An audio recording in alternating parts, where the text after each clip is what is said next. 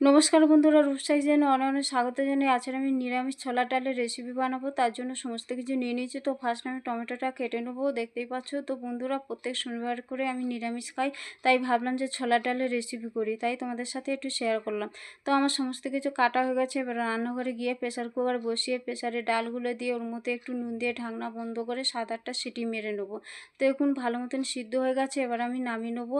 তারপরে কড়া বসে কড়াতে তেল দিয়ে ফোড়নে দিয়ে দেবো শুকনো লঙ্কা, তেজপাতা, গোটা জিরে, তারপরে আদা বাটা দিয়ে দেবো, টমেটো কুচি দিয়ে দেবো, দিয়ে পরিমাণ মতো নুন দিয়ে দেবো, তারপরে গুঁড়ো জিরে দিয়ে দেবো, গুঁড়ো ধনে দিয়ে দেবো, গুঁড়ো হলুদ দিয়ে দেবো, দিয়ে একটু নেড়ে চেড়ে তারপরে সিদ্ধ করে রাখা ছোলার ডাল ওর মধ্যে ঢেলে দেবো।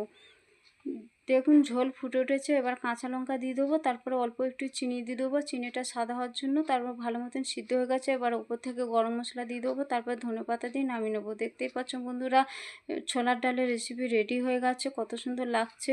এটা রুটি, পরোটা, ভাতের সাথে সব কিছুর সাথে খেতে পারবে।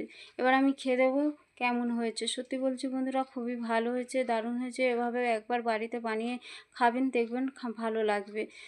যদি আমার ভিডিওটা ভালো লেগে থাকে অবশ্যই লাইক, কমেন্ট, শেয়ার, সাবস্ক্রাইব করতে ভুলে না। দেখা হচ্ছে পরবর্তী ভিডিও।